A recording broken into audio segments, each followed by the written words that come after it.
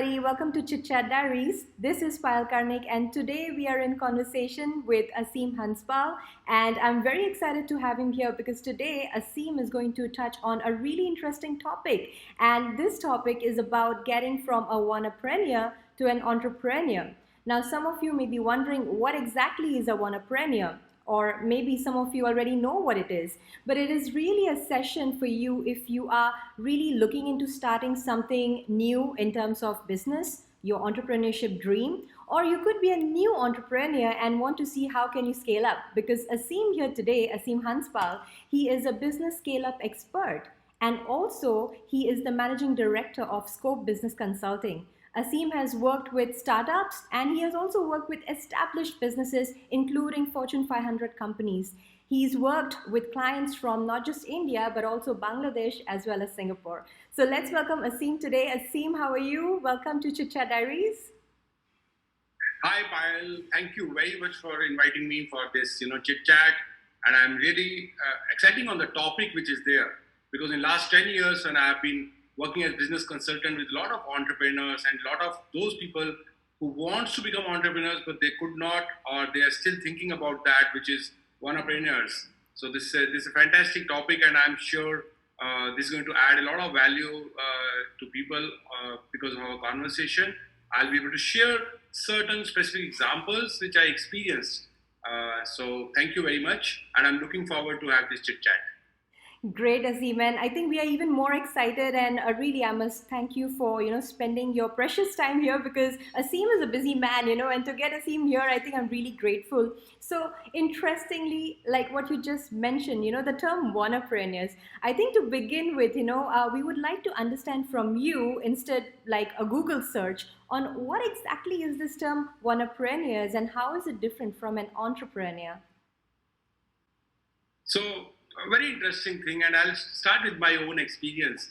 So I had been a Wannapreneur since I think almost 20 years now. Because when I was around 31, 32 years of age, that's the first time this entrepreneur bug bit me. And I started thinking that I want to start my own business. I want to get into something of my own, and I kept thinking. I kept talking to people. It took me 8 years, from 32 years of age to get to 40 years of age, to finally jump into this. So, Wow. when somebody asks me this, I jokingly say, Wannapreneurs are those people. Like we go for shopping, there are people who do window shopping.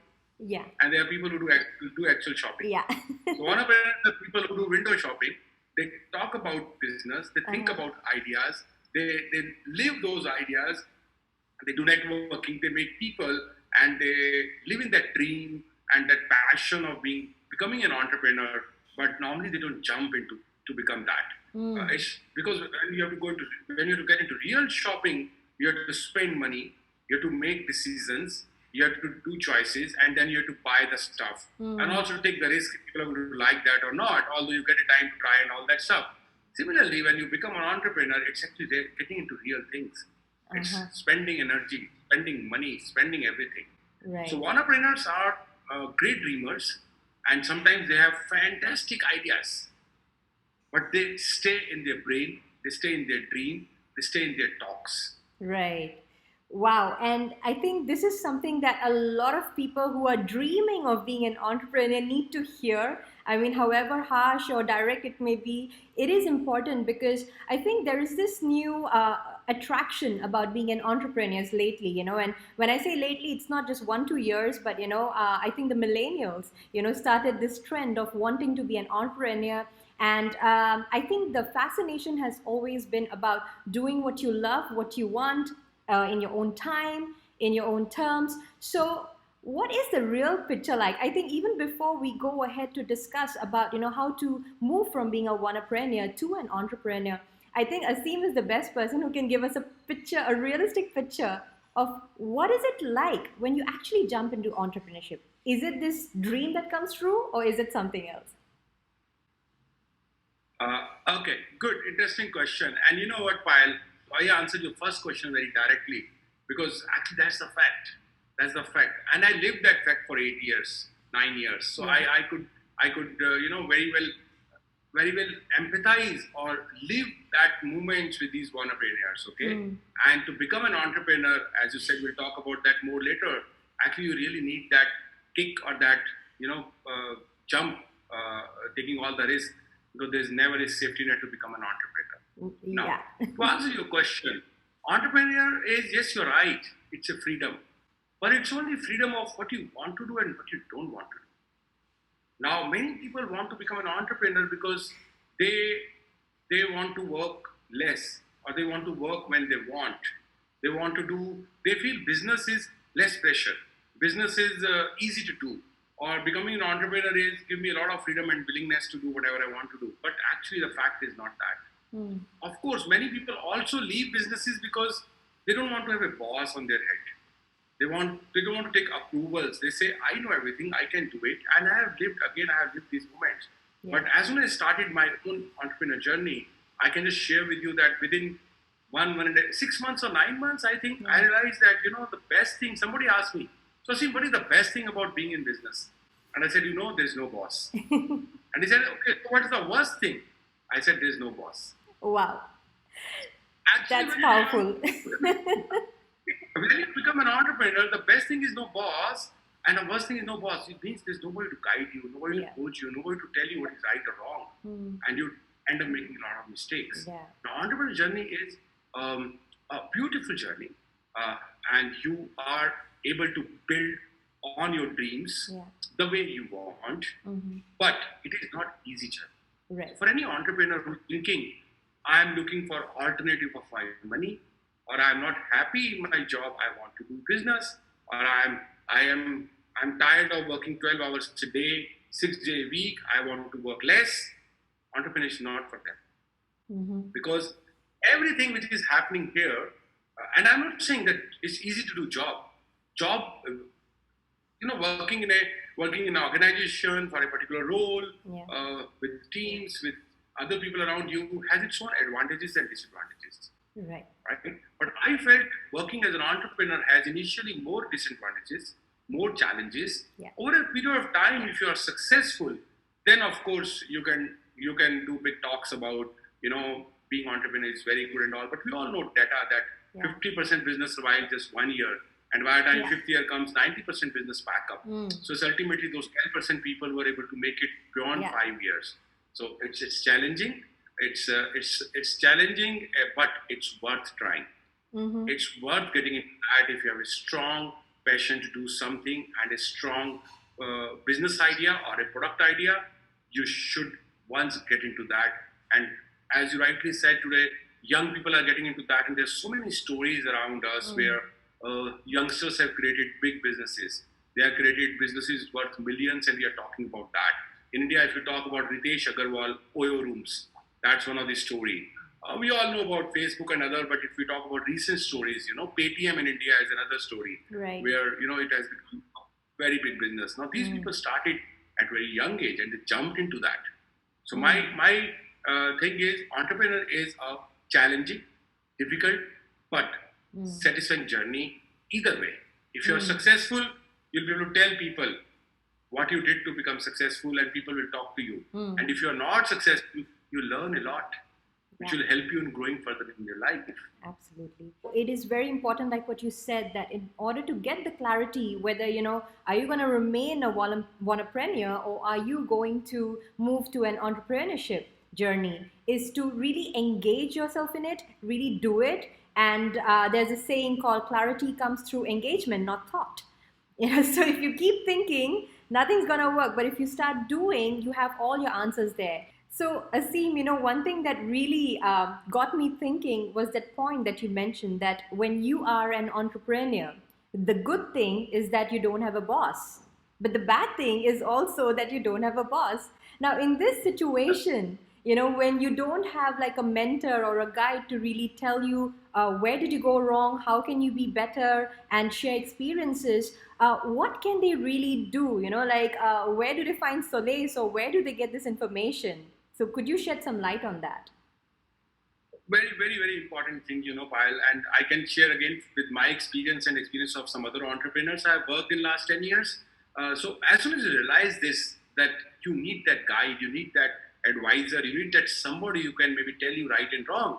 Ultimately, the onus of taking a decision lies on you because you have jumped into on this journey. That person is not responsible or accountable in any ways for your decision. But seeking suggestion advice is not bad. So it is very important that you have a few people around you. This could be your ex-bosses. This could be somebody you really, you really admire, or somebody you have been in touch and you feel that is a subject matter expert in this thing. You should be able to assess them. You should be able to reach to them, and you should be able to share with them openly. This is what I'm thinking. What do you think about that? And tell them that please be honest and be brutal with me. Because don't go to them thinking that this is your idea and they are going to say, very good, go and do it. Rather tell them, please make holes in that. Please push me today, because it's better to hear them in that room when they challenge you, when they become devil's advocate for your idea or whatever you're thinking about, and they're able to guide you. This helped me. This helped with a lot of, my clients, where we created an advisory board, and these advisory board expert people could act kind of boss for me in my organization also. We have an advisory board. There are 5 people in that advisory board. I meet them once in a quarter and present what we have done, what we've not done, what's going right, what is going wrong. If all 5 are not present, 2 or 3 are present, and they really, that one day I really dread. I feel I go back to my corporate days. I go back to my working, and I'm on an annual review when the board is reviewing me. That kind of feeling is there. But that has really helped me scaling up my own business. Avoiding the mistakes I could have done and wasted a lot of time in correcting them. See, prevention is better than cure. Yes. And if somebody with his own experience can share that, don't do this, because I have seen people doing this and making mistake, and they are coming with experience. So it's always good. So I would advise to all people who are in that space in journey where they are missing that boss in their life, look around people, look at what kind of people you need, go to them, and this world is full of wonderful people. They'll be happy to help you. Yeah. They'll be happy to help you without any selfish motives. All these people who are on my advisory board, there's no commercials involved with them. They are just helping me because they are seniors or they are experts in their own field, or they really want a business to grow. Right. So look at that. Yes. And I think, it is very important to know that, there are good people like what you said, because a lot of times what people think is that, oh, if I go and share my idea with someone, what if they steal it? Or what if they ridicule it? Or, they have so many thoughts and they just don't go ahead. I've seen a lot of entrepreneurs, or Wannapreneurs so-called, in my circle, who have been trying to hide things and, not share things and trying to take control of everything on their own. And it is not a really smart way to work, and like you said, if you go with the right attitude, you will find these people. What you said is absolutely right. When I meet a lot of entrepreneurs and they come and they say, I want to take an advice, and they're not very open to share idea with me. And I ask them, why are you not sharing? They're saying, because it's a unique idea. And, the actual thing is, whatever unique idea you have, trust me, somebody is somewhere doing it. Yes, absolutely. I have experienced that. Somewhere. You won't get it. And the difference is how good you execute that unique idea. See, when Facebook came, there were 2 other companies. MySpace was already there, Orkut was already there. Okay? So they were that idea which people were having. But Facebook brought that idea, and I'm sure it was his genuine idea. He brought that idea, but he executed in a much better way. That it created bigger space for Facebook than MySpace or Orkut. So it is already there. Similarly, when I started my own business and I had certain idea, I used to think, oh, this like a eureka, this like something nobody else is going to do it. I discovered this idea, and when I started doing it, I started talking to people. I met hundreds of people who had similar idea, or they are trying to execute. So don't worry. Yeah, and you start to somehow, interestingly find more and more people with that idea when you think of that idea. Have you experienced that as well? Yes, but that is good, Payal. It means that your thinking is right. If there are 10 other people thinking on the same business idea, on covering same gap or building a business on same idea, it means there is a problem which is really needs a solution. That's what business idea is all about. And as we all know, it depends on us. We want to live in the feeling of scarcity or feeling of abundance. Yeah. I strongly believe if you live in the feeling of abundance, it doesn't happen. When I started my business and there are certain things I started sharing, some of my team members at that time used to say, I see why they are sharing. I said, it doesn't matter. The, why is actually, the cake is huge. Mm-hmm. But what we do, we stand on a pie and say, oh, your feet or my feet. Right. But actually, cake is huge. Yeah. There's a lot of space for everybody. There's a lot of potential for everybody to coexist and do business. So Absolutely. please share your idea. Let people make whole of it. And if you meet somebody having similar idea, go to him and talk about that idea and Mm. exchange your views with each other. You may end up becoming partner or you may end up becoming competitor. It doesn't matter. Mm. You are going to work in your own spaces. Yeah. So I always believe in that, Payal.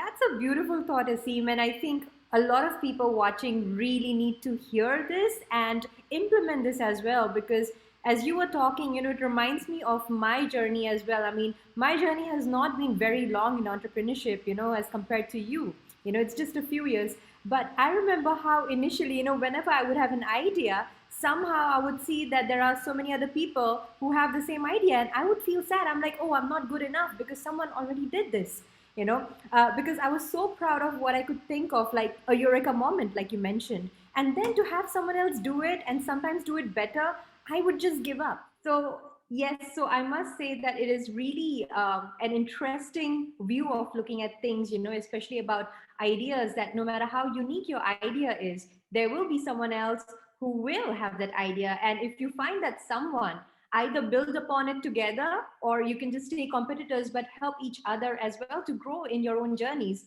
because you can definitely take inspiration but no matter how much someone tries to copy it is just not possible because in your execution it is your uniqueness that will shine through.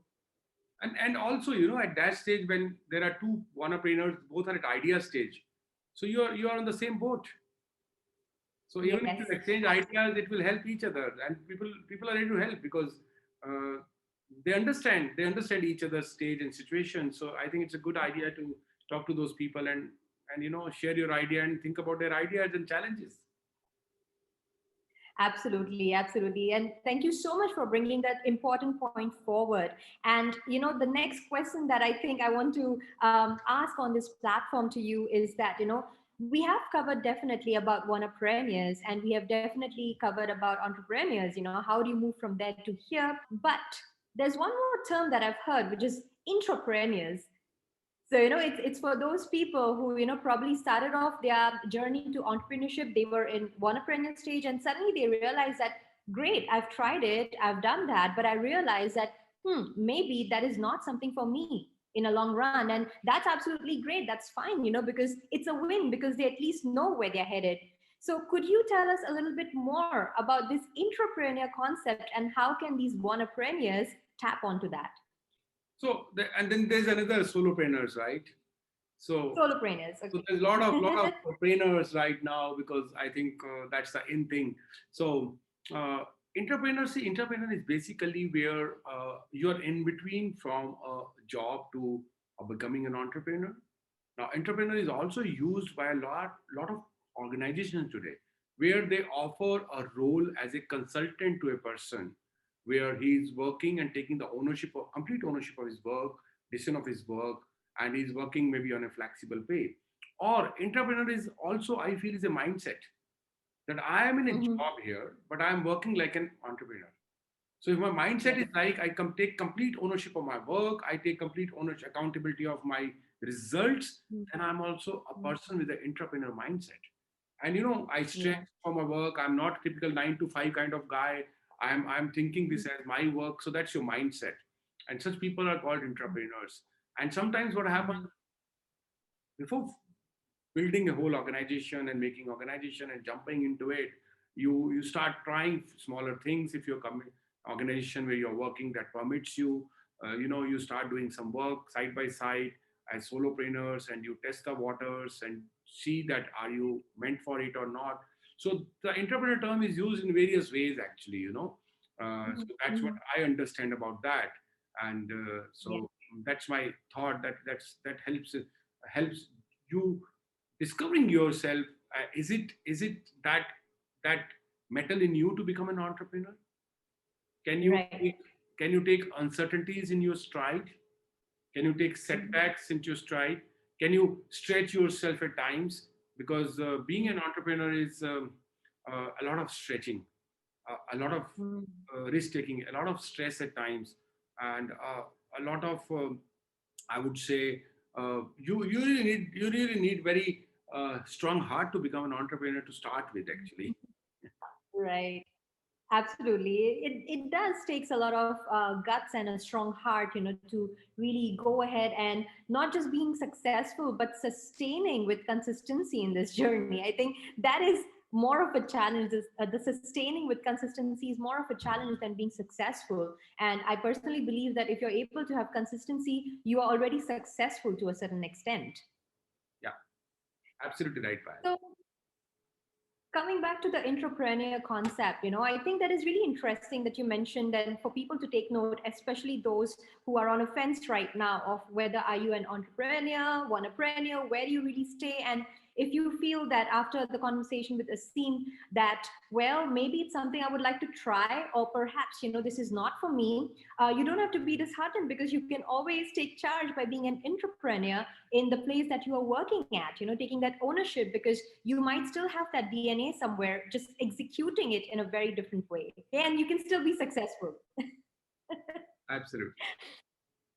So, Aseem, I think, these are really some valuable tips, advices, guidance, and mentorship, in fact, that you're providing to all of us here.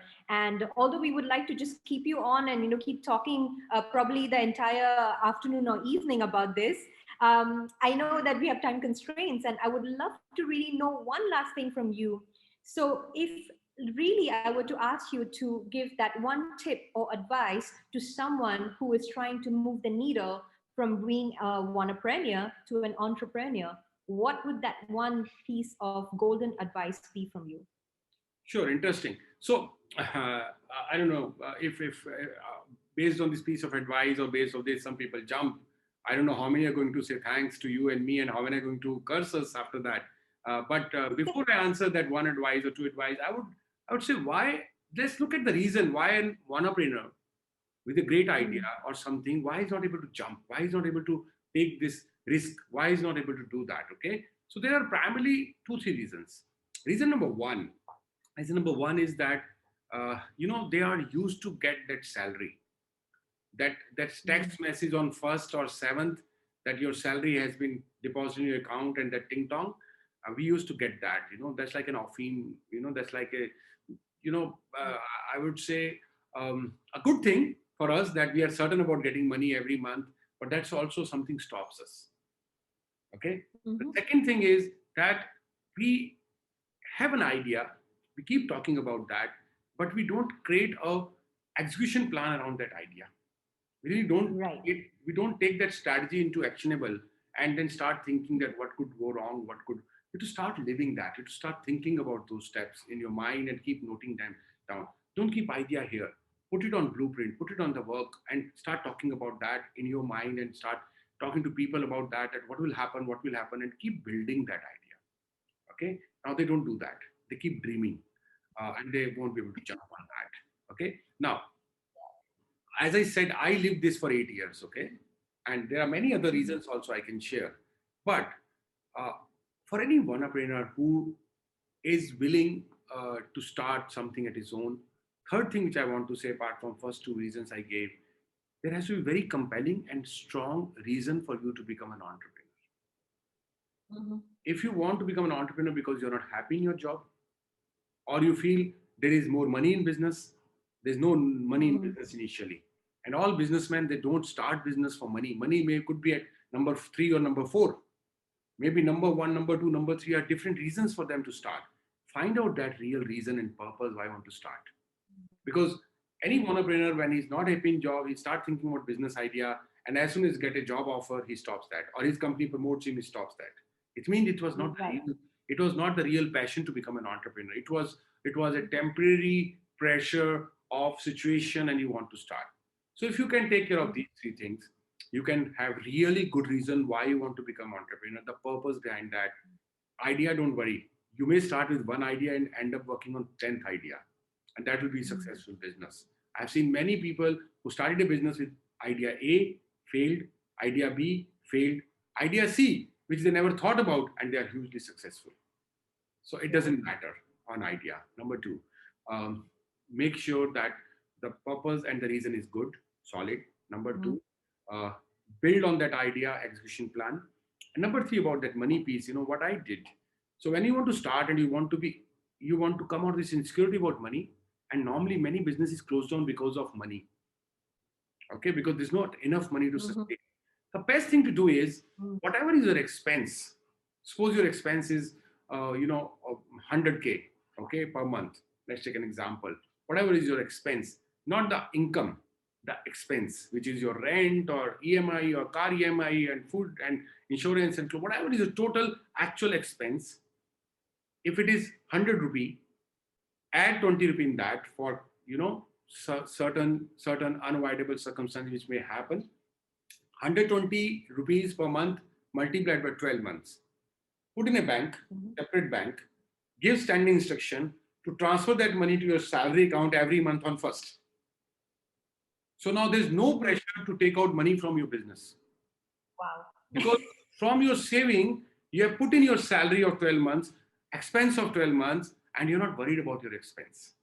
And I promise you, with this pressure going away, you'll focus on your business and you don't need to wait for 12 months. 5 to 6 months, you start taking out a salary for yourself. That's one tip I'll say, because most of the time when I ask people, you have a great business idea, you are passionate, why you're not jumping? Out of 10 people, 7 people talk about uncertainty about income. Ghar kaise chalega? Right. How will I run my business? How will I run my home? Now that is, if you have worked for 8 to 10 years and you've done some saving, do that. If you don't have some savings, take a loan and do this. Take a soft loan from relatives, friends, whatever, and put that money which will run your basic needs. You focus on business. Jump. But you must. Because otherwise, what will happen? You would become a person at the age of 50, 55 that you may repent that why I have not tried this.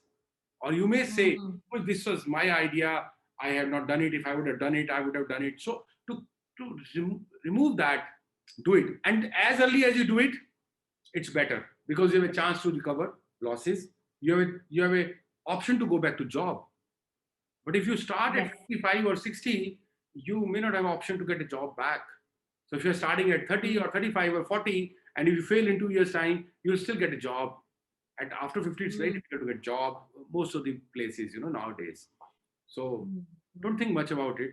Prepare it, put money aside, create an action plan on your idea, and jump. Don't worry. You know what, Aseem? Even if the people take this one point out of this entire conversation, I think they have hit a jackpot. Because although this advice seems so simple and logical, like, just take that money out and keep paying yourself, I think 99% people just don't think of it or don't do it. So this is such a valuable piece of advice, and I really think they should be paying you money for it. But I know Aseem being generous, I'll be he's happy. not gonna. No, I'm just sharing my experience, what happened with me or what happens with my clients. So I'm just sharing experiences, and if somebody is able to take something out of it, it'll be great. And it is so valuable, Aseem. I mean, really, it's not just valuable for the people watching, but it's so valuable for me as well, to get so many tips, tricks, and golden nuggets here and there from you. So, absolutely, thank you so much for your knowledge, sharing your time with us, and that too on a Sunday, because, we are recording this on a Sunday. So, thank you so much, Aseem, for doing that. And I'm very certain, some of the people after they see you and sharing all your knowledge and information, some of them might want to reach out to you personally to, either take some mentorship, guidance, or, help with their business or whatsoever. So what is the best way for them to reach out to you? So I'll be very happy to help anybody for that matter, Payal, because I have myself got help from a lot of people, and that's how I could build whatever I have. And the best way to connect me on LinkedIn and maybe write there. On LinkedIn, my mail ID is also there. You can write a mail also to me. or you can send me a message on LinkedIn. I'll be happy to respond back and see whatever best I could do. It's a good idea to refer Chit Chat with Payal so that I know from where you are coming. For the ones watching, you could see that Aseem has a lot of wealth of information, and I think what he shared is like just a little drop from the vast ocean of knowledge and experience that he carries with him. So please do connect with Aseem on LinkedIn. And you can even drop him an email, which is also available on his LinkedIn. And you can make a reference to Chit Chat Diaries with Payal Karnik. And that is how he will know that you've watched this and he can guide you even further. Okay, so thank you very much, Aseem, for your time. And I really hope to connect with you again very soon and learn a lot from you, continue learning a lot from you. Thank you very much, Payal, and I must appreciate this chit chat. I have watched some of your earlier programs also. They are really valuable, and they're creating a wealth of knowledge and practical experience of people, which is getting onto people. And good job. You should carry on doing this, and I think a lot of people are going to get value out of it. And to all those Wannapreneurs there, guys, don't worry, jump, do it. That's the idea. Stop window shopping, get into Excel shopping. All the best. Absolutely. Thank you so much, Aseem, and have a wonderful, wonderful Sunday. And for the ones watching, I'll see you again with another chit chat very soon. Thank you. Bye bye.